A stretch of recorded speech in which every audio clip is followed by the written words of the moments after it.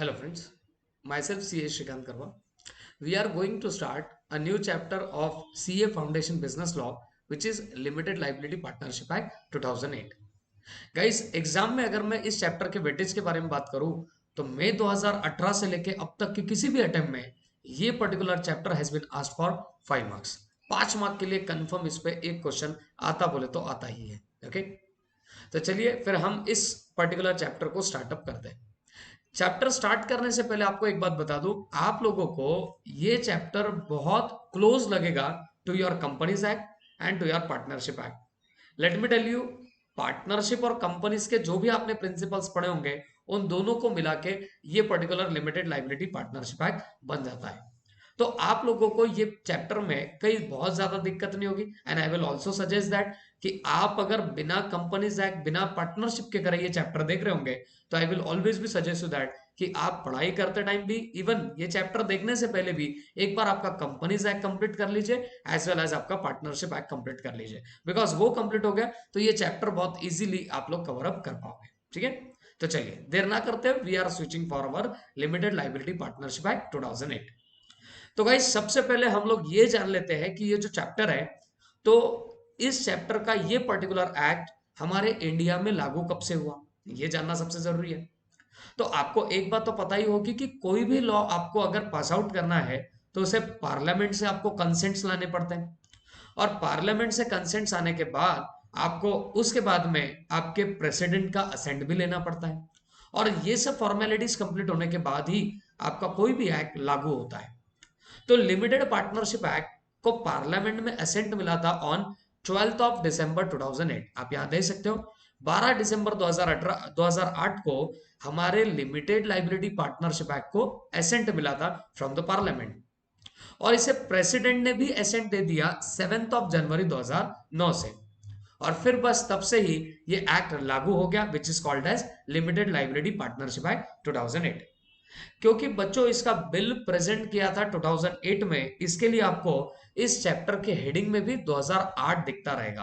Okay, हाँ ये बात अलग है कि आपको प्रेसिडेंट से असेंट कब मिला हुआ है बताइए, 7 ऑफ जनवरी 2009, लेकिन क्योंकि इसका बिल प्रेजेंट किया था 2008 में तो हम बोलेंगे लिमिटेड लाइबिलिटी पार्टनरशिप एक्ट, उसके हेडिंग में हमेशा आपको क्या दिखेगा, 2008 दिखेगा। ओके, अब ये भी जानना जरूरी होता है कि हमारा एलएलपी एक्ट एप्लीकेबल कहां कहां पर है। तो let me tell you one thing, हमारा LLP act applies to whole of India. अब भाई ये तो कोई वो जमाना नहीं रहा जहां पे except the state Jammu and Kashmir डाल दिया जाए। ओके, आर्टिकल 370 के हटने के बाद आप समझ के चलिए हमारा जो भी एक्ट लागू होगा हमारे इंडिया में तो वो including the state of Jammu and Kashmir भी होगा। तो एलएलपी एक्ट कहां कहां पर एप्लीकेबल है, होल ऑफ इंडिया। इंडिया के कोने कोने में ये एलएलपी एक्ट की प्रोविजंस लागू होती है। ठीक है, तो ये भी चीजें आप लोग ध्यान रखना। तो हमने दो बातें बड़ी क्विकली कवर अप कर ली कि एलएलपी एक्ट को प्रेसिडेंट से असेंट कब मिला है, 7 जनवरी 2009। एलएलपी एक्ट एप्लीकेबल कब से हुआ और कहां पे हुआ, होल ऑफ इंडिया बोल सकते हो। और पार्लियामेंट में इसे असेंट कब मिला बताइए, 12 ऑफ दिसंबर 2008 को। दीज आर 2 पॉइंट्स, एग्जाम में कभी नहीं पूछेंगे, ये बस आपके नॉलेज के लिए आपके लिए जरूरी है। ओके, अब गाइस कोई भी एक्ट बनाने के पीछे लेट मी टेल यू कुछ ना कुछ वजह होती है। तो लिमिटेड लाइबिलिटी पार्टनरशिप एक्ट को बनाने के लिए क्या वजह रही होगी, तो ये आपको थर्ड पॉइंट में दिया है। ये एक्ट बनाया इसके लिए है ताकि एलएलपीज that is limited liability partnership का फॉर्मेशन एंड रेगुलेशन को गवर्नेंस करने के लिए कोई तो एक्ट होना चाहिए था, और बस उस एक्ट के लिए एलएलपी को चुना गया। I am repeating once again, LLP जो होता है फॉर्म ऑफ बिजनेस ऑर्गेनाइजेशन, तो उसके फॉर्मेशन की क्या प्रोविजंस रहेगी, उसके रेगुलेशंस क्या रहेंगे, तो इसके गवर्नेंस के लिए किसी एक्ट की जरूरत थी, और बस उसी के लिए आपका एलएलपी एक्ट 2008 बनाया गया। तो बेसिकली एलएलपी एक्ट 2008 आपके एलएलपीज के फॉर्मेशन मतलब एलएलपी बनाना कैसे है इन प्रोविजंस पे विचार विचार विचार विमर्श करेगा, एज वेल एज एक बार एलएलपी बन गई तो इससे रेगुलेशंस कैसे कैसे आप लोगों को फॉलो करने पड़ेंगे, कंप्लायंसेस कौन से फॉलो करने पड़ेंगे, ये सारी बातें आपके एलएलपी एक्ट 2008 में डाली गई है। ओके, अब एलएलपी एक्ट कितने सेक्शंस होल्ड करता है, मैं एक बात बता दूं, ये हम जो भी पॉइंट्स देख रहे हैं this are all what this are all introductory parts, ये कभी एग्जाम में पूछे नहीं जाते, लेकिन हमें जस्ट ये सब पता होना चाहिए। तो that is why we are going somewhat speedily. अब एलएलपी एक्ट के टोटल सेक्शंस थे भाई 81, और इसमें 4 शेड्यूल प्रिवेल करते हैं, ठीक है। तो as compare to your contract act, companies act, ये बहुत छोटा एक्ट है, ओके। आपके एलएलपी एक्ट में सिर्फ और सिर्फ 81 सेक्शंस हैं, और इसके अंदर 4 शेड्यूल्स हैं।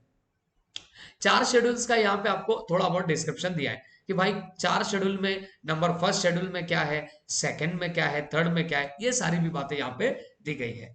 बट उसके पहले एक बार फिर से रिवाइज कर लेते छोटी छोटी बातें। मुझे बताओ पार्लियामेंट में असेंट कब मिला, तो 12 दिसंबर 2008।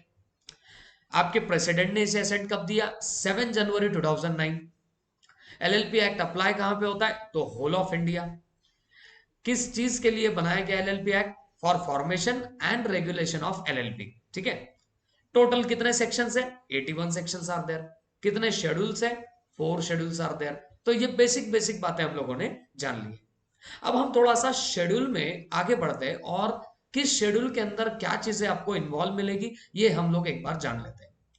If you talk about first schedule, अगर हम पहले शेड्यूल की बात करें, तो पहले शेड्यूल में mutual rights and duties of partners आपको देखने मिलेगी। मतलब एक एलएलपी में जो पार्टनर्स होते हैं, उनके आपस में क्या राइट्स होंगे, क्या ड्यूटीज होंगी, ये आपको फर्स्ट शेड्यूल में जानने मिलेगी।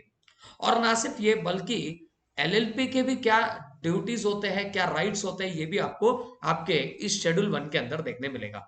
तो बेसिकली मैं ऐसा बोल सकता हूं कि एलएलपी के फर्स्ट शेड्यूल में पार्टनर और खुद एलएलपी, इनके क्या म्यूचुअल राइट्स एंड ड्यूटीज होते हैं, ये सब आपको फर्स्ट शेड्यूल में देखने मिल सकता है। और अगर मान लीजिए पार्टनरशिप में, एलएलपी में मान के चलिए अगर कोई एग्रीमेंट नहीं हुआ होगा फॉर अ पर्टिकुलर मैटर, तो उस मैटर में हमने कौन सी चीज फॉलो करनी चाहिए, तो ये भी आपको फर्स्ट शेड्यूल में देखने मिल सकता है। जैसे पार्टनरशिप एक्ट में आपने ये बात देखी होगी कि पार्टनरशिप रन होती है by the mutual agreement between the partners.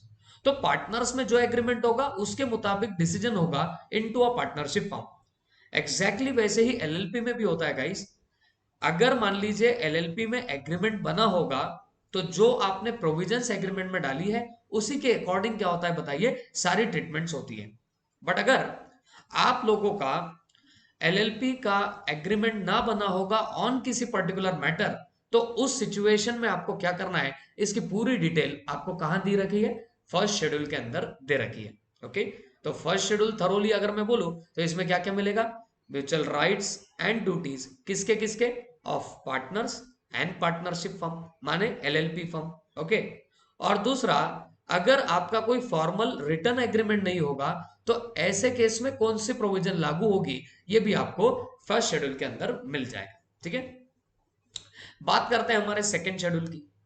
तो सेकंड शेड्यूल में आपको क्या क्या देखने मिल सकता है, तो मैं आपको सिंपली बता दूं, second schedule deals with conversion of partnership firm into LLP.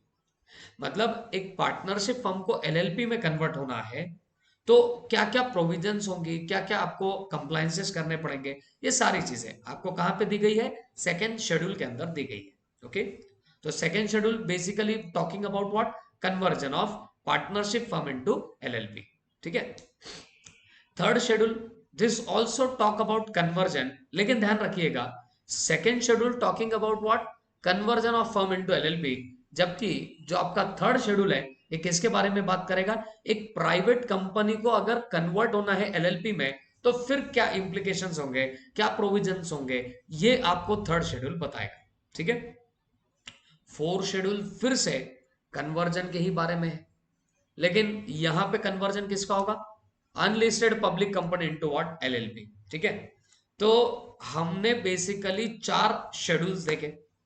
4 schedule में शेड्यूल नंबर 1 क्या बताता है, mutual rights and duties of partner as well as LLP, इनके क्या राइट्स और ड्यूटीज है, ये आपको फर्स्ट शेड्यूल बताएगा, ठीक है।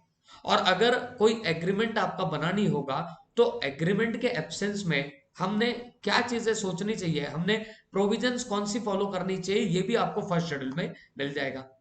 Second schedule, third schedule, fourth schedule, तीनों भी शेड्यूल कन्वर्जन के बारे में बात करते हैं। बट अगर ध्यान दोगे सेकंड शेड्यूल का, तो ये फर्म अगर कन्वर्ट होती है एलएलपी में तो प्रोविजंस क्या रहेगी, ये सेकंड शेड्यूल में दिया है। थर्ड शेड्यूल की बात करो तो प्राइवेट कंपनी एलएलपी में कन्वर्ट होगी तो फिर क्या सिनारियो रहेगा, ये आपको थर्ड शेड्यूल में मिलेगा। फोर्थ शेड्यूल की बात करो, अनलिस्टेड पब्लिक कंपनी अगर एलएलपी में कन्वर्ट हो जाए तो फिर आपका यहाँ पे कैसा प्रोविजन रहेगा, ये आपको फोर्थ शेड्यूल में देखने मिल सकता है। तो this is all about what four schedules of your LLP. ये चार शेड्यूल जो एलएलपी के हैं उसमें तीन तो शेड्यूल कन्वर्जन वाले हैं, और नंबर फर्स्ट वाला जो शेड्यूल है वो अपने आप में mutual rights and duties of partners आपको बता देगा। एंड इसके अलावा जैसे हमारी बात हुई है, there are total 81 sections are there. ठीक है, ये बेसिक इंट्रोडक्टरी पार्ट हम लोग देख रहे हैं। इसमें पहले हमने देखा पार्लियामेंट ने कब पार्टनरशिप बिल को पास किया, तो 12 दिसंबर 2008। प्रेसिडेंट ने असेंट कब दिया, 7 जनवरी 2009। कहां पे एलएलपी एक्ट अप्लाई होता है, होल ऑफ इंडिया। क्या गवर्न होता है आपके एलएलपी एक्ट में, तो formation and regulation of LLP, company कैसे फॉर्म करनी है, सॉरी एलएलपी कैसे फॉर्म करनी है, उसको रेगुलेट कैसे करना है, ये सारी चीजें आपको कहां देखने मिलेगी, इस एलएलपी एक्ट में देखने मिलेगी। How many sections are there, तो भाई 81 सेक्शंस है और चार शेड्यूल्स है।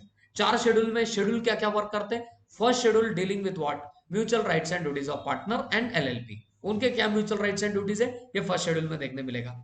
और अगर कोई फॉर्मल एग्रीमेंट नहीं बना होगा तो वैसे केस में हमने क्या करना चाहिए, ये भी चीजें आपको फर्स्ट शेड्यूल में देखने मिलेगी। सेकंड थर्ड फोर्थ शेड्यूल, फिर से एक बार बोलता हूं, कन्वर्जन के बारे में डील करते हैं, जिसमें सेकंड शेड्यूल में क्या है, firm converted into LLP. Third schedule में क्या है, private company converted into what, LLP. Fourth schedule में हमने क्या देखा, conversion of unlisted public company into what, LLP.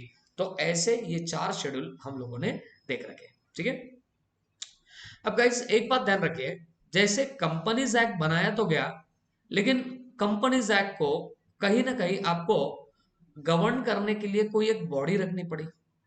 Exactly वैसे ही जो एलएलपी एक्ट है ये बनाया तो गया है, लेकिन there should be a governing body. एक ऐसी बॉडी चाहिए जिसका पूरा ध्यान हो कि कौन सी एलएलपी कंप्लायंसेस कंप्लीट कर रही या नहीं कर रही है। ओके, तो ये सब देखने के लिए एक पर्टिकुलर बॉडी होनी चाहिए। तो which is that body which will govern, which will administer LLP, तो याद रखिएगा, ministry of corporate affairs and registrar of companies are interested with the task of administering the LLP act. अब देखो, ministry of corporate affairs, इसको प्यार से बोलते हैं एमसीए, इसको प्यार से बोलेंगे एमसीए। तो एमसीए एक ऐसा पोर्टल है या ऐसी मिनिस्ट्री है जो मिनिस्ट्री कंपनीज को गवर्न करती है या कंपनीज एक्ट के रूल्स एंड कंप्लायंसेस को एडमिनिस्टर करती है। Same way registrar of companies, ये भी आपको पता है, ये भी कंपनीज को क्या करती है बताइए, ये भी कंपनीज को गवर्न करती है, एडमिनिस्टर करती है। तो इन्हीं बॉडीज को टास्क दिया गया है लिमिटेड लाइबिलिटी पार्टनरशिप एक्ट 2008 बराबर फुलफिल हो रहा है या नहीं हो रहा है, ये देखने के लिए।